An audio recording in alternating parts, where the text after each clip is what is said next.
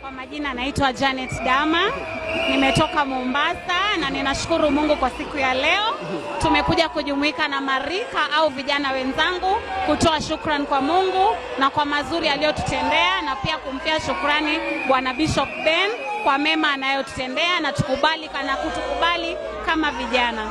Pengine kwa matarajio yako ya siku ya leo kutoka all the way from Mombasa, pengine matarajio kwa ibada ya leo unatarajia nini? Matarajio yangu kwa ufupi ni kusema ninataka kila mtu akifika hapa ajihisi huru, ajihisi nyumbani, ajihisi kwamba amekaribishwa, na pia cha muhimu zaidi ni kutoa shukrani kwa Mungu, na ninatumai nyote mmebeba sadaka kwa sababu pia ni njia ya kupatia Mungu asante. Asante sana, thank you very much. Mungu akubariki sana na usalimia Mombasa, au usalimia watu wa Mombasa. Naona kuna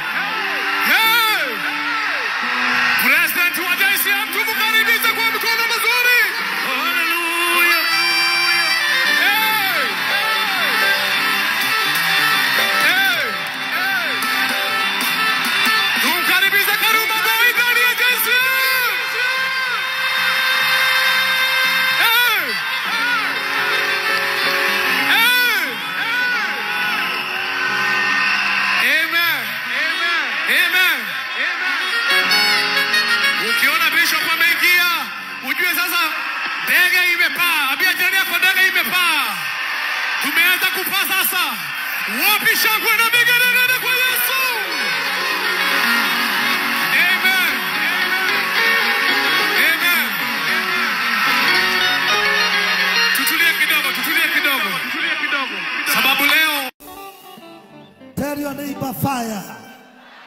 Mwambie fire. Mwambie leo ni fire. Hey. Mko aje?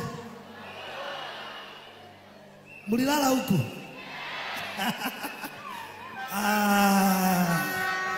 Mwambie leo ni ile siku. Kuna watu hawajaingia kanisani. Ni mara yao ya kwanza kuja hapa. Maisha yako yanabadilika leo.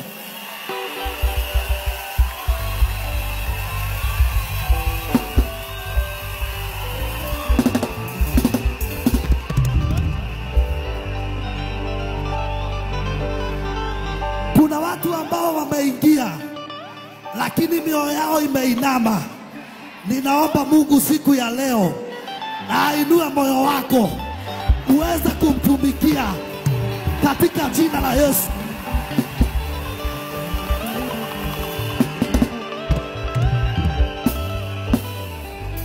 Yani kumbe Pastor Ben alikuwa amenunuanga ambulance juu alikuwa shaona mbele. Alikuwa shaona. Unajua kuna watu wanakuanga na macho ya kuona mbele.